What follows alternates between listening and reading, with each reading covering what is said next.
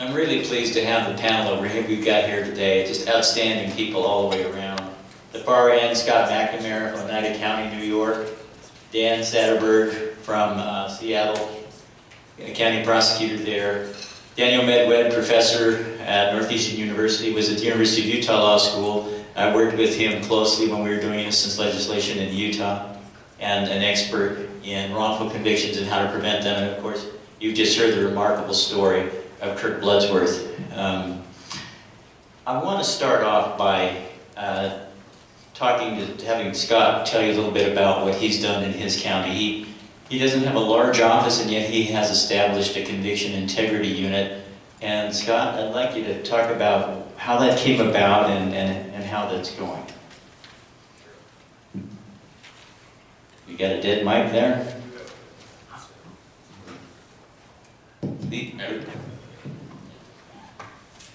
Working?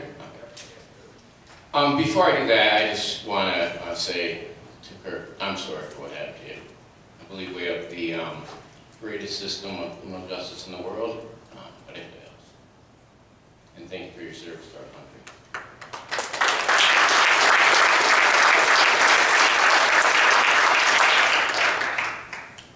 My story started on, actually started long before November 21st of 2008, but I'll try to tell it quickly. After I got elected, or after I got appointed to be an assistant district attorney in July of 1992 in Oneida County, every Christmas my mom would sit at the other end of the Christmas table and tell me, hey, I think that Stephen Barnes is innocent. And for years I would tell her, Mom, you know how hard it is to convict somebody? Do you realize how hard it is to get 12 people to agree that it's even snowing out? You know, I'd give her all these stories, and she kept coming back, and my mom's hairdresser was Stephen Barnes' sister. So fast forward, and at that time the environment in the office I worked in was you did not second guess a conviction. Some young assistant would never second guess what had happened before they were even in the office. And convictions mattered, conviction rates mattered, and you just moved on. So fast forward, in January 1st of 2007, my predecessor was elected to Congress and vacated the office, and I became the appointed DA. I had to run for office that year, and throughout the year of 2007, which all of us have been elected that first year, or that first election, you know, it's a whirlwind, you can't even remember half of what went on. But during the course of that year, I got a phone call from Barry Scheck. Barry Scheck said, hey, listen, I represent this guy named Stephen Barnes. I go, I've heard that name before. I said, okay. He goes, we want to know if you will give us permission to retest all the evidence. I said, sure. So we sat down, we went through all the evidence that we had, and there was numerous things that he wanted to retest, and I agreed to it, and we sent it out to the lab. And I win the election, we fast forward, and on November 21st of 2008, almost a year, it seemed like almost a year later, I get a phone call from the lab, and I was informed that the DNA, it was a rape homicide, that Stephen Barnes was excluded. So I immediately called the state prison. He was out near Buffalo. I had to have him shipped back. And on November 25th of 2008, Stephen was released. If I have enough time, I'll tell you the story of that day. But at that point, I said to myself, what can I do to make sure this never happens again? And so, honestly, I would say it changed me as a prosecutor. It probably changed the way I am and why I'm probably even sitting here today, to be honest with you. But I said, what can I do to make sure this never happens again? So the first thing that I did was I looked at, geez, you know, here's a young assistant district attorney that had information every single Christmas. And he couldn't do anything with it. So I said, you know, I gotta figure out a way of dealing with that. And right about the same time I was trying to do that, a 440 motion came in. And for those of you not from New York State, basically that's a motion to vacate a conviction based on new evidence. And I took that motion and I gave it to the prosecutor to handle the case, and I said, hey, listen, this gentleman here, you convicted of rape, of his daughter is claiming he's innocent, and I proceeded to listen to her for 5 minutes, tell me how no good that guy was, and this is BS, and yada, yada, yada. And I said, as I walked away from her, I said, we've got a problem in our office because nobody takes these convictions, these claims of innocence serious, and what can I do about that? Around the same time, I went to lunch with one of my friends who's a cop, and he says, hey, you know what we should do? We should start a unit where we look at these old convictions that we have DNA on. So, fast forward a couple more weeks, and my first assistant went to a best practice meeting with Chris Hammond and comes back and mentions these new things called conviction integrity units. So I created one. Our office, at that time I had 19 assistants, but I said I want to create this unit so that there is a way that we can look at it. And the first thing I did was I said that we would look at any claim of innocence no matter how it came in. It didn't have to come in from the Innocence Project. It could come in from a letter from the defendant. It could come in from anything from a lawyer, or we could do it on our own. The next thing I also thought was, instead of just looking at convictions, we probably should also look at over-convictions, claims of over-convictions. And then I tried to figure out who I was going to put on the panel. And I said, you know, if we're going to have any credibility, I can't just put all prosecutors. So I said I would make it an 8-member unit, that I would have 4 prosecutors. I intentionally picked prosecutors in my office that aren't the most aggressive and, let's put it this way, the person that wouldn't listen to me on the motion, she didn't make the cut. So I put some of my more forward-thinking prosecutors. I also put 3 police officers that did forensics, and I also picked a civilian. And as of this point, they have reviewed 18 cases. I'm surprised. When I created, I thought we would be flooded with them. We haven't been. And that's the thing that I did for our conviction integrity unit. I also created something I call a second chance program, which basically doesn't go through the conviction integrity. It's a totally different group I put together, and that is if we think that a conviction is just wrong. It doesn't have to be that the person isn't guilty, but maybe the conviction shouldn't stand. And actually, our state, the governor in our state, sort of copied my second chance program in a sealing law that recently was passed. And the other thing that I did was, I said, I have to, and at that point in time, I'd always had an open door, but I said I have to always remember, no matter how long I hold this job, to have an open door and to listen to people. And as a matter of fact, just recently, I think it was a month ago, I had an individual come to me and say, you convicted me of this felony. Right now, I cannot get a CDL. I'm a truck driver, and I can't leave the United States because of it. Would you consider letting me plead to a misdemeanor instead? He'd already went to jail for his crime. He'd already paid, I think it was $30,000 restitution. And I actually said, yes, I agreed to that, and went next door to the county court, let him withdraw his plea, and be resentenced to a misdemeanor. I also said, what can I do to prevent these things from happening? First thing I did was I mandated that not just felonies, every confession be videotaped in an interview. And if they weren't, I wanted to know why. I proceeded to buy videotape equipment for every agency in our county, which there were quite a few agencies. I used forfeiture money. I was also fortunate at the time that the state gave me an incredible amount of money to do that and put them in. The funny part was the only agency I couldn't get to do it was the New York State Police. The next thing I did was I said we have to look at how we do eyewitness identification, because as Kirk had mentioned, 75 to 80% of these convictions all deal with somebody wrongfully pointing somebody out in the courtroom. I was blessed to be appointed to the National Academy of Sciences study on eyewitness identification, and I adopted in New York State the best practice. I sent one of my assistants to work with Chris Hammond to help work through the state to create the best practice on how to do eyewitness identification so we don't get wrongful convictions. I think I might be the only DA's office in New York State right now. I know at one point I was. We actually videotape the photo arrays. I know a lot of other places videotape the in-person lineups. We actually videotape the photo arrays just to make sure that there is no suggestion going on. And so that's something we did. And I also implemented some policies in my office to make sure that these things don't happen. Number one, that my assistants cannot use a jailhouse snitch unless I approve it. Number two, if it's a one-on-one where the victim and the defendant do not know each other and there's no other evidence, they cannot proceed until there's some other evidence to prove that the suspect is in fact the person involved.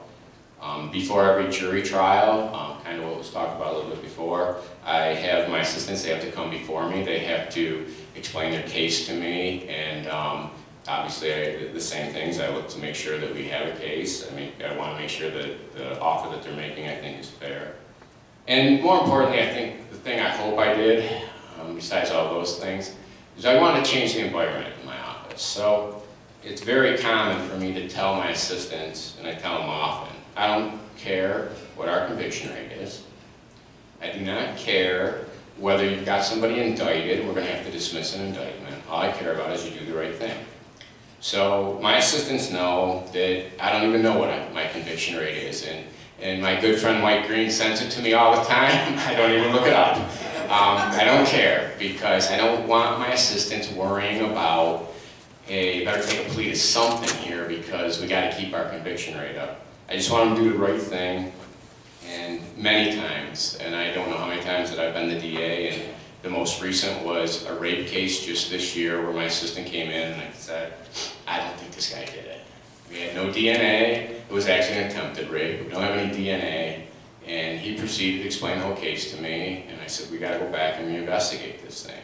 And ultimately, about 3 weeks later, I actually interviewed the defendant myself, brought him in, and he kept writing me letters saying, I did not do this. It's kind of like what Kirk was saying. You know, sometimes you gotta read those letters, and I kept saying, why does he keep writing me these letters? Something might be here. And ultimately I brought him in, and we re-interviewed him. Went back and re-interviewed the lady that was making the claims, and we were ultimately able to figure out that her new boyfriend was setting her, or putting her up to this, to keep that guy in jail.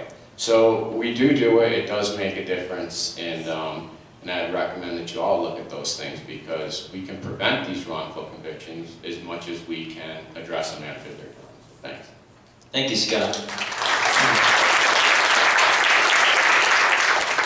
What strikes me about what you're saying is that it's elevating the prosecutor's role as a minister of justice above any other role, including a role as an advocate or a representative of the state or the government.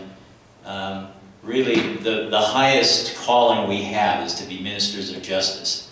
And I think the measures that you've talked about are all very good measures that are designed to make sure that we end up with justice at the end of the day. And being a minister of justice doesn't just go to the idea of making sure that innocent people aren't convicted. I'm interested in hearing from Dan Satterberg about a program that he has been involved in and instituted in Seattle relating to excessive sentencing. And Dan, if you could describe what you've done there. Thank you, Brendan. It's good to be with you. And first of all, I want to agree with Kirk that he is not our enemy. The Innocence Project is not our enemy. None of us do what we do so that we can put innocent people in jail. That's exactly the opposite of what we do. So, but what it's also told us is that we have an obligation to old cases.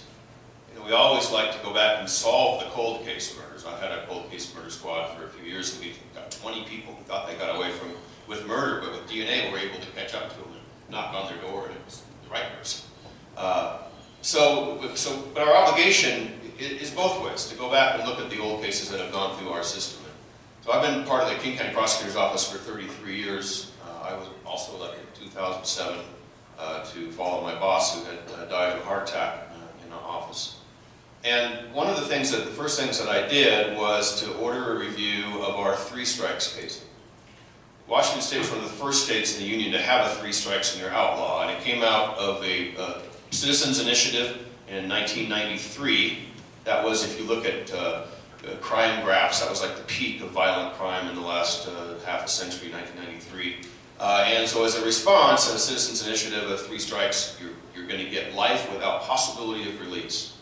And while that's fine for some people, the proper way to analyze that is what's the least that you can do to get this forever sentence. And in our state, it was 3 second-degree robberies. That's a robbery with taking by force. So a purse snatch, shove somebody down, a shoplift where you punch the clerk, any sort of taking by force is a second-degree robbery, and it's usually a very impulsive crime, a young man's crime, often associated with drug addiction.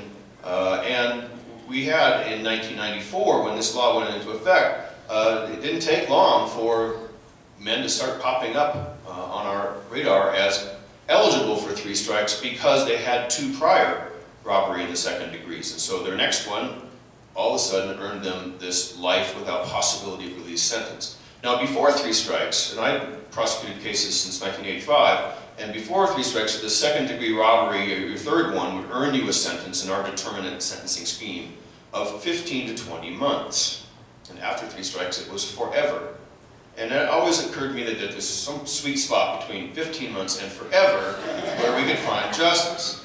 And I also thought, as we were, kind of marching forward with the people's initiative and giving effect to it, I thought, well, whoever the governor is in 20 years is going to have a lot of work to do, because the only way out is through clemency. So fast forward 2007, 2008, I asked for all of these old boxes to come up from the 90s, and we started to look through these cases and identify the people who had done 15 years or more, because in that interim, we'd also changed our practice. Using our discretion, we discovered discretion in this field at about the end of the 90s. We no longer sought life sentences for people on their 3rd robbery too. We would seek something else that was maybe a 10-year sentence. Still tough, still tougher than 15 months, but not forever. So the question was, what do you do with these cases when they come up? And so I grabbed a few, started looking at actually chronologically, the first ones that came in, I wanted to look at those first. Contacted some defense attorneys in Seattle and said, would you be willing to represent this client on a clemency petition? Because it's really hard to do that with pro bono, or with pro se people, but we need a lawyer on the other side. So over the months, these cases started to develop. We got onto the calendar of the Clemency and Pardons Board. I went down and testified in support of the release of this person because they'd been in prison for 15 years or more on something that you used to get 15 months for. And this is an interesting practice point in the Clemency and Pardons Board, and it's probably different from state to state. There really aren't any rules. There's really not any procedure. The only standard is it extraordinary? And there's no definition of what extraordinary is. So you have to give them something to say, aha, this is extraordinary. So what was extraordinary was both how much time this person had served. The first several candidates were actually exemplary inmates as well. And our practice had changed. No longer do we seek this life sentence. And so that was enough for the Clemency Board to say, all right, we will recommend to the governor clemency. So great, step 1. Of course, clemency is a highly political process. The governor takes all the risk. There's virtually no reward, and it hadn't been used very much in our state, except for at the very last month of the 2nd term of the governor, they might start looking at some cases. So I went down, sat in the governor's conference room, and told her I was going to share the risk with her. If something went bad, I would stand up with her and take the blame, but that this was the right thing to do. And so we have, fast forward, now we have had 19 of these cases go forward where I have gone down to the Clemency Board and to the governor and said, this is the right thing to do. The reaction is different. Obviously we talk to victims before we do that. Lots of times we call the victims and say, remember that robbery, that guy that took your wallet and pushed you down? How do you feel about releasing the defendant? And they go, what, he's still in custody? It's like, yeah, he got a life sentence. Most of the victims we talked to didn't either had forgotten about it or were outraged to think that this person was still in custody. And so that really wasn't a big problem for the most part. Now, our practice evolved from 3 strikes cases to other cases, because once, and this is a warning to you, once you crack the door open and say that you are, as the prosecutor, willing to look at old cases and willing to consider the justice of the sentence, then you'll get a lot of mail from the prison.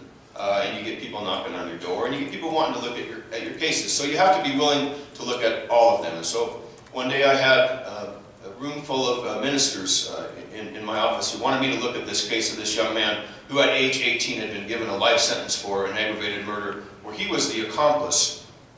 They saw a guy buying some beer in a store, followed him outside, chased him to grab his beer and to grab his wallet, and the 18-year-old was next to a guy he'd really never met before till that night when the 18-year-old tripped him. The other guy, to his surprise, pulled out a knife and killed him, stabbed him, killed him. And he was charged with aggravated first-degree murder and given a life sentence. He'd done 21 years, and the ministers came to see me and said, we think, given his involvement, given who he is, that you should go down and seek his release. And of course I thought, well, why do you bring me these hard cases? Can't you bring me some easier ones, like the robbery twos?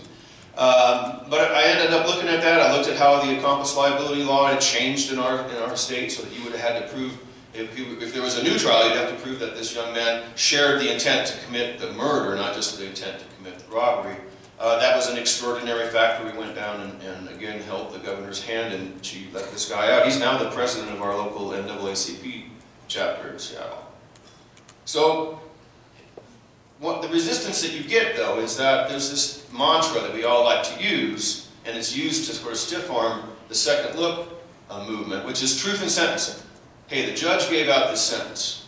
We told the public this was the sentence. We can't change that. And you know, it's even if we're trying to reconcile past and present practices, that you still kind of run into that. But bottom line is, in the last 10 years, we've done 19 cases. About 2/3 of them were 3 strikes, and a handful of others. And of the 19, we've had 3 of them reoffend, and they were all brothers. It was a remarkable story of 3 brothers, each got 3 strikes, each got clemency, each reoffended, and they're back in custody. So again, there's resistance. People say, well, look what you did. You had them in, you let them out, they committed a new crime. And of course we say, well, actually 3 out of 19 is way better than the recidivism rate in the rest of the state for people who actually serve their entire sentence. But you know, you're taking a risk, and it's outside of the normal prosecutor sandbox. But to me, it's a Minister of Justice act, and I'll tell you that I've gotten a lot of credit within our community because they think that we care, and they know that we care, and we're willing to look, has spawned a lot of new partnerships with people who didn't used to trust the prosecutor. There has also been created something called the Seattle Clemency Project. A couple of lawyers created a nonprofit, and they have now pro bono attorneys who come in and they get assigned cases. And so we've really created a cottage industry to go back and look at some of the sentences that were imposed in the 70s and the 80s and the 90s, and to say, how does that reconcile with traditional, with modern versions of what justice is? So it's something that I hadn't thought about was in our bailiwick, but it really is. And if you're willing to do it, I think you will find that it's totally consistent with your justice mission, and it will earn you some new trust in the community. Thank you, Dan. Thank you very much. On to Professor Medwed now. Professor Medwed has done a lot of studying of causes for wrongful convictions and suggestions and ideas for how to prevent them. He's a great guy. I worked with him personally for some time. I read his book. He's read more than one book related to this topic. And in the book I read, he named by name several of the people that are here today in terms of positive developments, innovative things at LA DA's office, New York with Vance, Santa Clara County.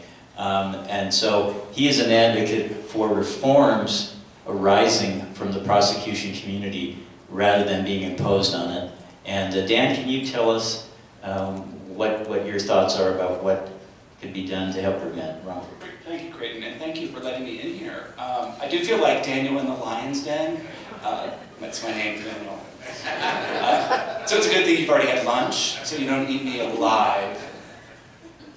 That was another joke. I learned last night that you guys have hearts, and I thought you also had a sense of humor. There we go, all right. My goodness, there we go. But in any event, I have learned quite a bit, and one thing I learned, I had a wonderful conversation with some folks over dinner last night, and I learned that, at least according to the people at my table, that many prosecutors feel that law professors tend to demonize prosecutors. And that might be just by, I see some nods, some smiles, maybe that's a widespread sentiment. This actually came as a bit of a surprise to me, because my view was not about demonization, but really about holding people accountable to do their jobs. And we're all in this together. I'm a former defense lawyer.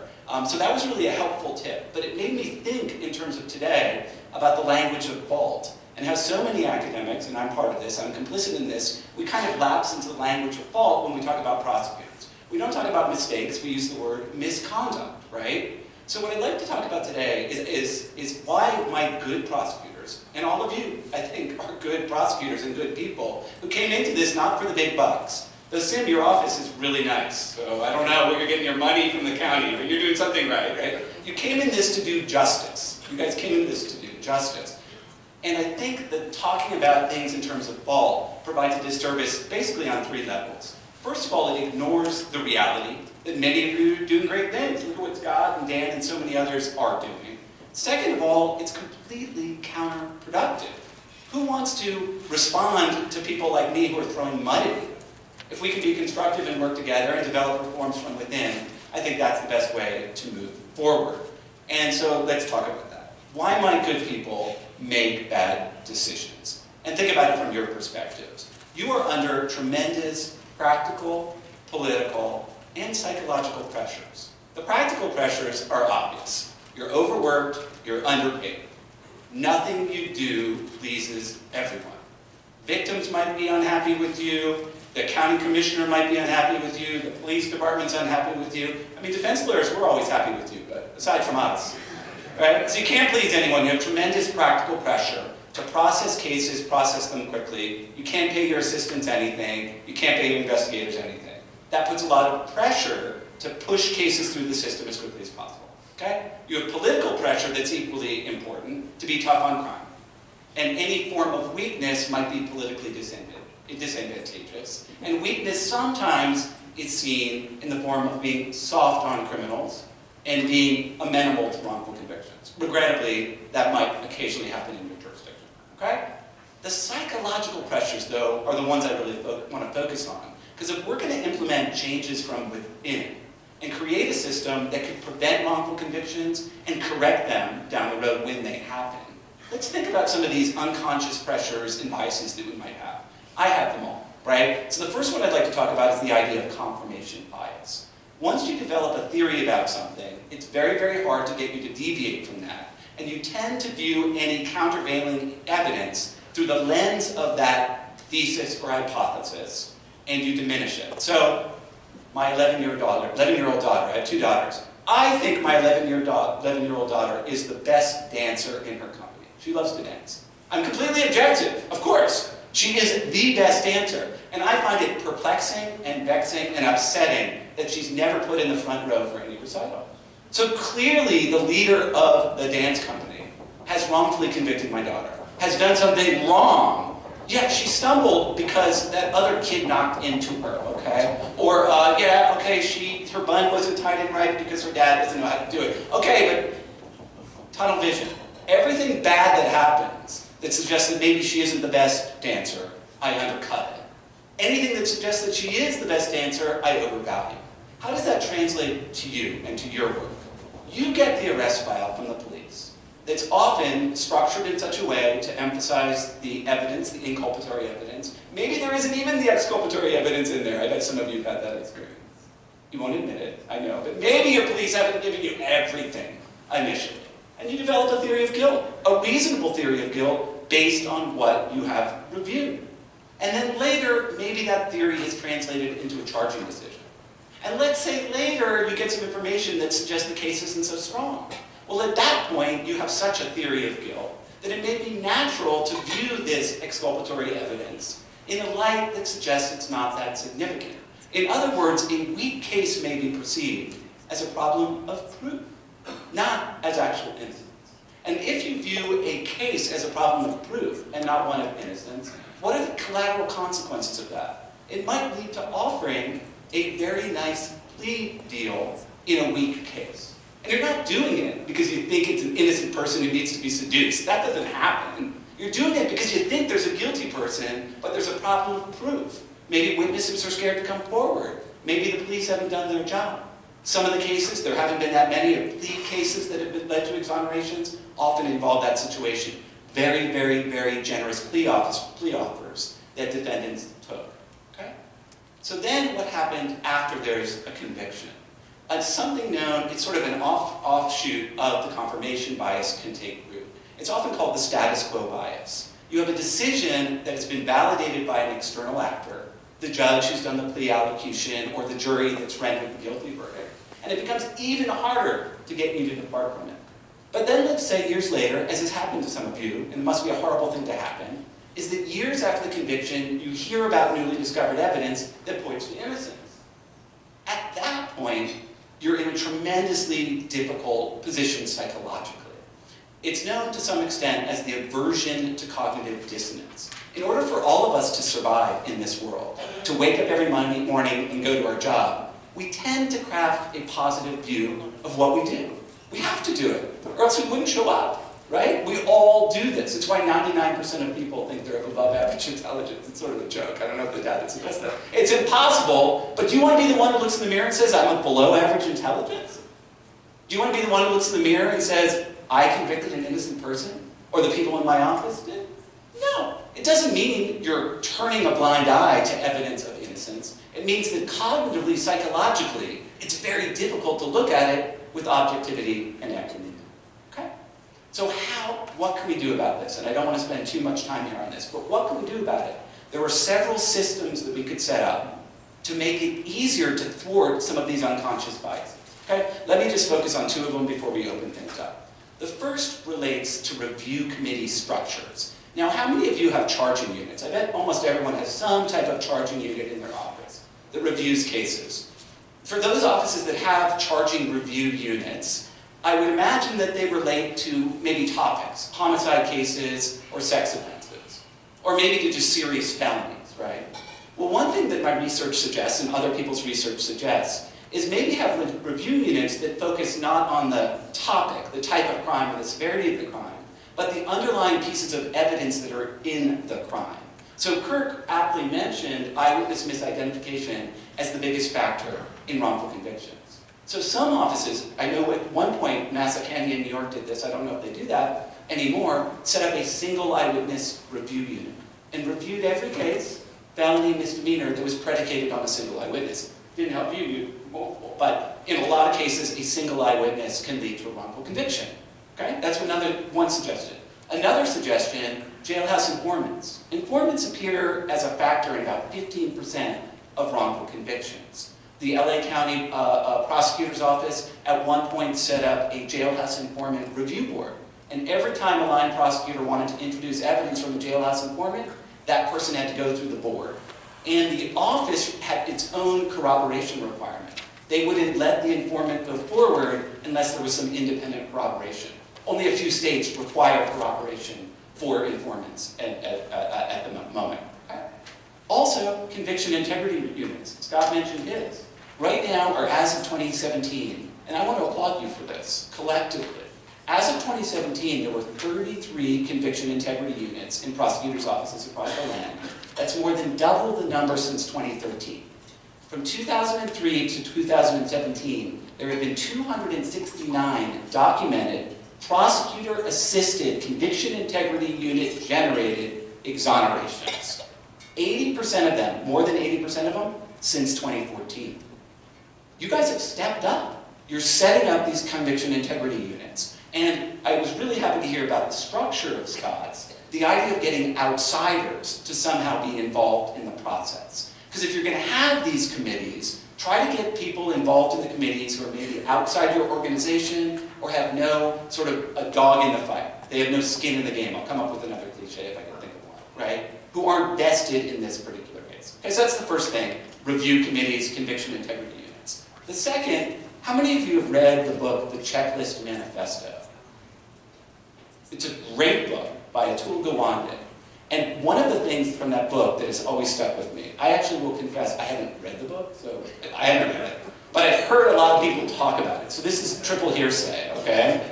Which is admissible at conferences, I've heard. Okay. In this book, apparently, there was a study of infections at a hospital in the Bronx. Okay? Huge rate of infections. And it turned out that a lot of the infections they thought came from the simple fact that nurses and doctors weren't washing their hands. before treating patients.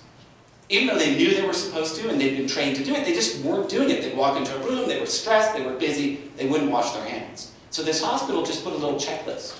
Every time you went in, you had to check off, I have washed the hands. The number of infections in this hospital dropped. I think, I haven't read the book, but I think it was something like 40 or 50% from a checklist. So that's a simple thing that some prosecutors' offices are doing, especially with respect to Brady. Okay, so those are just two sort of suggestions. Review committees to evaluate charging decisions that are predicated on single eyewitnesses or informants, conviction integrity units that maybe have some outsiders to thwart cognitive biases, and try to get checklists in your office. Simple checklists. Hey, have you asked the police for witness statements? They might not give them to you, I get that, but if you ask the police, maybe this could alleviate some wrongful convictions and also allow you to fulfill what you all want to fulfill, which is the Minister of Justice ideal. Thank you. Thanks, Dan. I want to mention in connection with that, there's pending, and Sim's going to be getting this word out soon. His office is going to be establishing a conviction integrity unit, which I think is terrific. Worked in that office for many years, and I think having that tool available is going to be a great thing. I think that Dan's suggestions are all very helpful. I think that in the written materials that are connected with our presentation, you'll find a checklist that was developed by the New York DA's Association, which is a good template for that. We also are probably not going to get to the scenarios. We have a bunch of scenarios that kind of put into real life context some of the things that we've been talking about in terms of risk for wrongful conviction. And those, I'll just tell you that some of them may seem a little extreme, and every one of them is based on an actual circumstance, including the one that seems sort of outrageous, that it would happen to a prosecutor, that a press conference would be held by a police department that would include victims' family members in a heinous crime that would accuse the prosecutor of victimizing that family worse than the murderers victimized the victim by not prosecuting an individual that had been identified by the police department. And interestingly enough, the prosecutor in that case lost his re-election to somebody who said, "You elect me, I'm going to file that case." They filed that case, it fell apart 3 years later. Through DNA evidence, the case was solved. It had nothing to do with the initial suspect. Kirk, I want to give you a chance just to kind of key off of what's been said so far. If there's any comments you want to make at this point. Yeah, I love these. No, I actually, I know a little bit about Dan Atterberg. I'm against the death penalty. So I went into Seattle, or Washington State last year. We didn't successfully win, but I know about Dan Atterberg's feelings on this subject, and you know, we should. I told I had never met him until I come here. So I told my friend, I said, when I see that guy, I'm gonna hug him, and I did last night, and so. Well, I didn't do what I originally said, and that was to kiss you, but I just let that go. It's another day. No chance. Anyway, so I have to say, Scott, it's remarkable, actually, and you really stepped up, man. And I know Stephen Barnes very well. If you all notice this big ring on my finger, I'm also a silversmith. So I've been studying silversmith and been practicing it and myself for several years now. And I've developed this project. It's called the Exoner Ring Project. And I have made this as the master, and each one comes with Death Row Exonery or Exonery on it. And Stephen Barnes has one just like it now. At 212 now. I've only got 2,000 more to go, and they're free to exonerees. But my gosh, that is so good, Scott, what you're doing up there in Granada. And Dan, I have to say, what you were just talking about, you know, giving somebody a break. There's no such thing, I think, as 3 strikes. I think some of these people should get a break. And also to talk about something I think you mentioned, and I think Scott mentioned, is about snitch testimony. And you know, it's really unreliable. There's a lot of stuff going on about that, and I hope there can be something done in the future in regards to that. But you know, I can't tell you how awesome this is for me to be amongst you folks, because you know, when I first, I remember when Creighton asked me to come the first time to speak to like 500 of you all, and you know, I felt like a long-tailed cat in a room full of rocking chairs.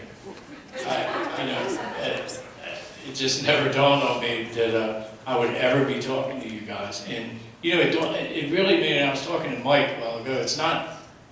You know, it's about integrity, man. It's about doing the right thing for the right reasons, not trying to. You know, you're not going to get paid anymore for doing it right. You got a job. You're going to get it. You know, and just that's my whole thing. And I think it's good to put the people involved in a project like that. And you know, I could go on and on and on, and I'm just not applauding you guys. I think it's very. You know, it took a lot of guts, man, to stand up to some of this stuff that's been going on for so long. Best practices go on, like hair comparison testing. What the heck? That's junk science. Bite mark evidence. Unless you see somebody get bit, I don't know about the perpetrator. That stuff is you. Even ballistics. We had a situation in Maryland where we had a ballistics expert. His name was Capera. And he worked on 17 death cases all across the country. And, you know, he had this degree from Columbia and all this other stuff. Well, at the end of the day, Mr. Capera didn't even have a degree in metallurgy. He was worked for the Maryland State Police for 25 years and didn't even have a sheepskin. Nothing. And, you know, somebody had found all this out. He testified on his behalf of his nature, of his record, and his stuff, that he had this degree, and he didn't have anything. You know, we got to stop relying upon that. Clean the gunshot residue machines out. Make sure that, you know, I also learned that you can go in potting soil, stick your hands in potting soil, and they could have a positive response to gunshot residue.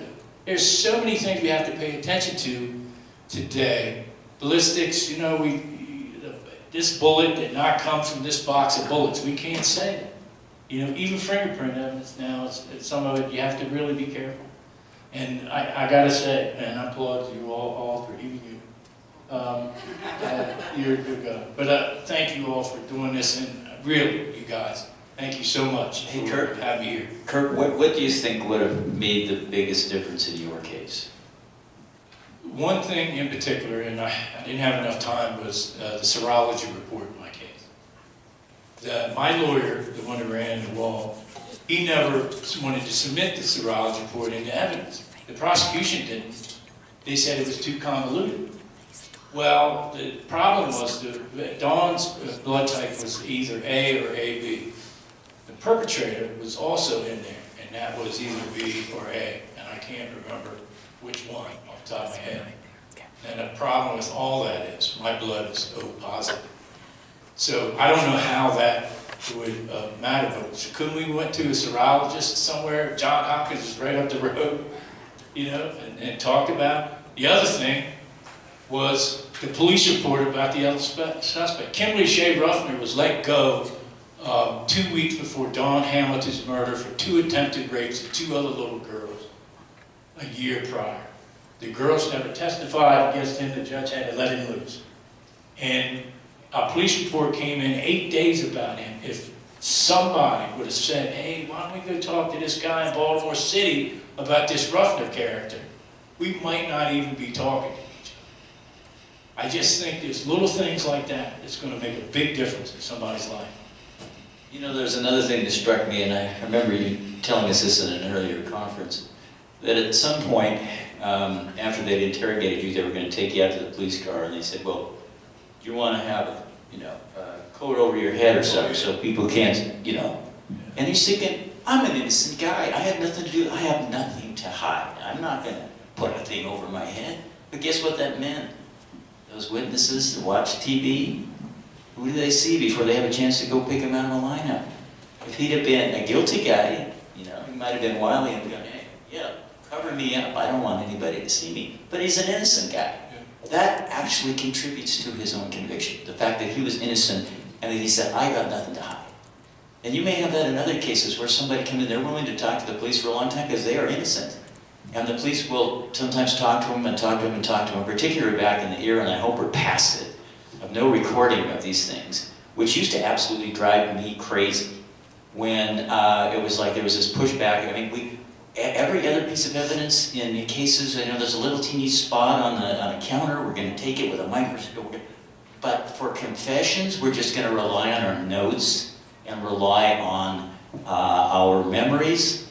And, you know, the cases where, Scott mentioned to me last night one where he actually watched an interrogation, which was, you want to tell us about that, Scott? I mean, this is the kind of thing that I'm sure happens. And if you don't have a recording of what happens, if Scott hadn't been there since there was no recording, he would have just heard that this guy confessed. Sure.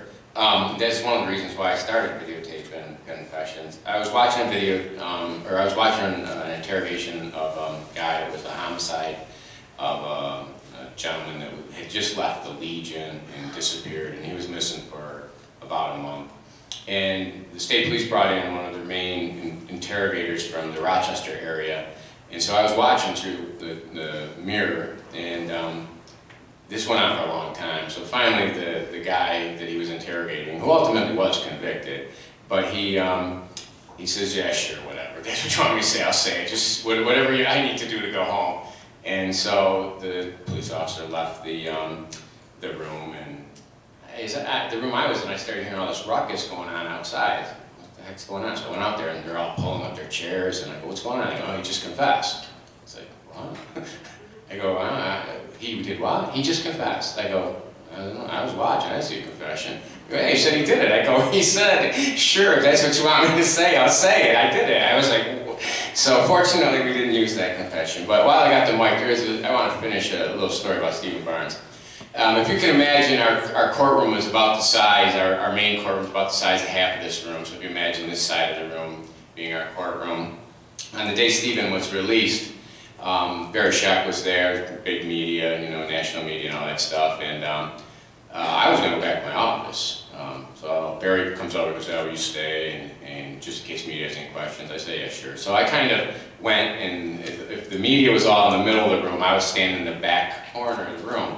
And as I'm standing there, I see Stephen Barnes' mother start to walk towards me.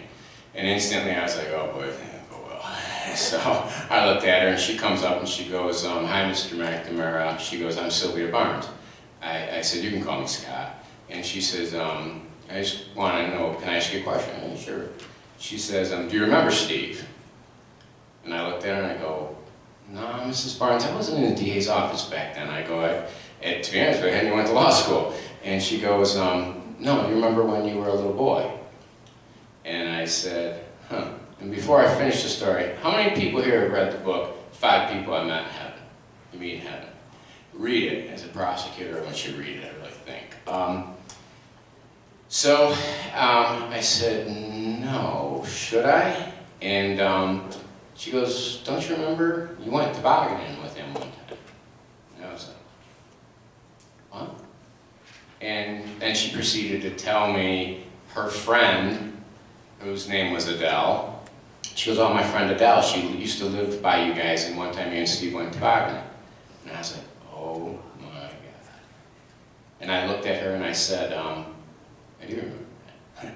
This is the only time in my life I went tobogganing with somebody I didn't remember, and he was about 5 or 6 years younger than me, stockier than I was, and probably the reason I remember is because we went over a huge bank on the hill, and the snow had blown a drift, so we went off a 10-foot drift, and I got the wind knocked out of me.